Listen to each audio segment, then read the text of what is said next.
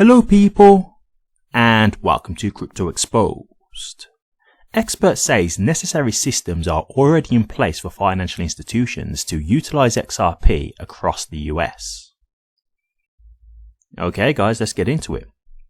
Okay, so the person in question here is Smoke. He's quite a prominent member of the XRP community.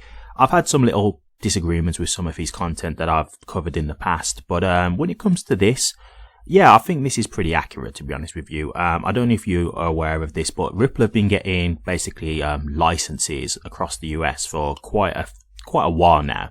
And the reason why they've been getting these licenses is so that they can basically, operate within the US, though they can continue to, expand their ODL footprint. And so, the things are here.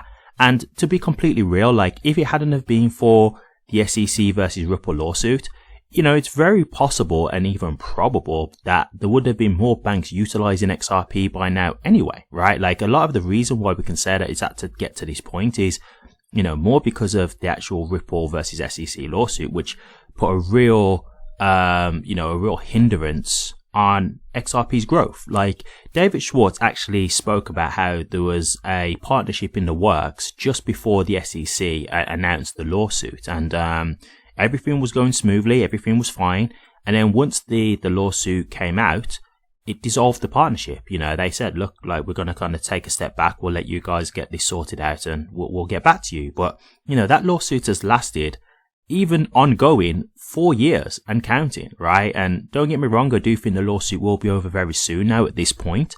But at the same time, they could have moved on, right? Like if you look at, for example, MoneyGram, at one point MoneyGram were using XRP. Again, they dissolved the partnership. They ended up going over to XLM, right? So the damage has been done when it comes to this lawsuit. Like, while we can say, yes, it's great that we won in the end, let's not make no mistake, XRP is now having to play catch up because of the damage that has been done.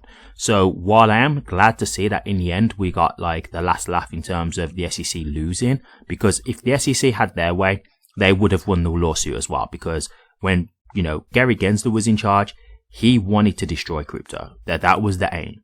So glad, that it didn't go that way.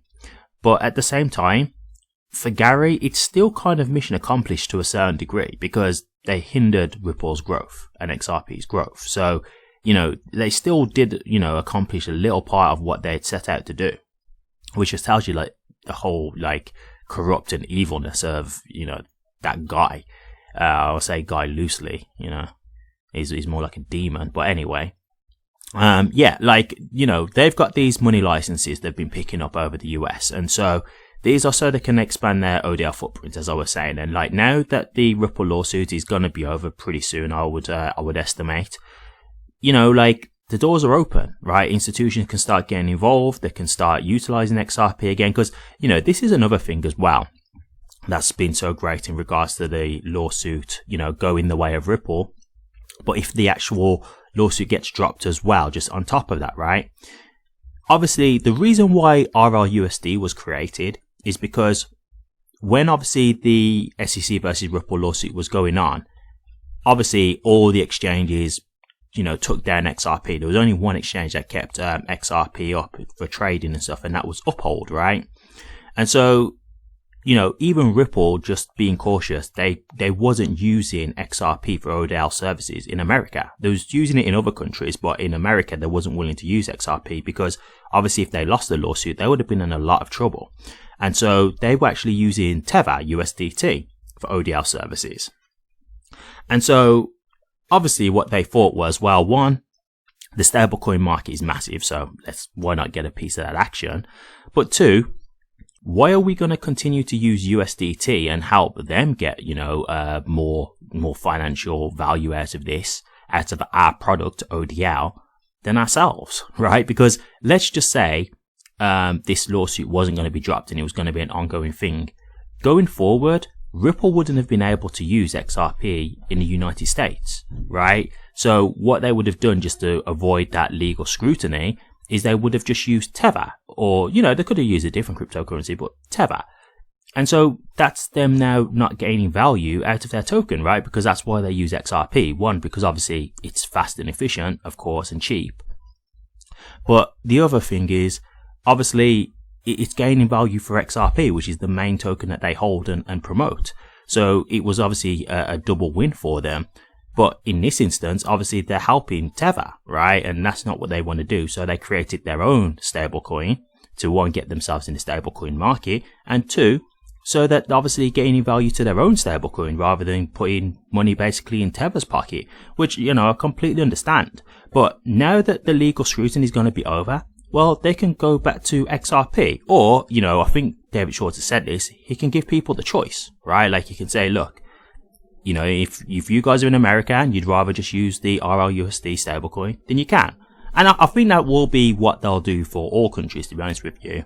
But I think the reason why they'd probably use XRP more than RLUSD is because some countries may not want to, you know, they might not want to stick to the dollar, right? Because RLUSD is a dollar-backed stablecoin. So if they go to XRP, it's a decentralized cryptocurrency, right? So they're not like utilizing the dollar. So, you know, for them, that might be a preferable option. But yeah, like, you know, David Schwartz mentioned this. He said, like, you know, well, now we can give them the choice. If they want to use RLUSD instead, then they can. That's up to them.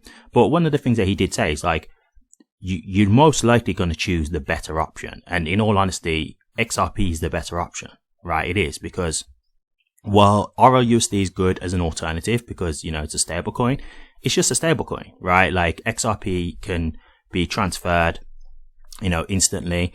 It can be, you know, used as a bridge asset. So obviously that is going to be the preferable option. And so, you know, now that this, you know, lawsuit, to me, I think it's inevitable that it's going to be dropped at this point. I think we can all see the writing on the wall now at this point when all these other lawsuits are being dropped.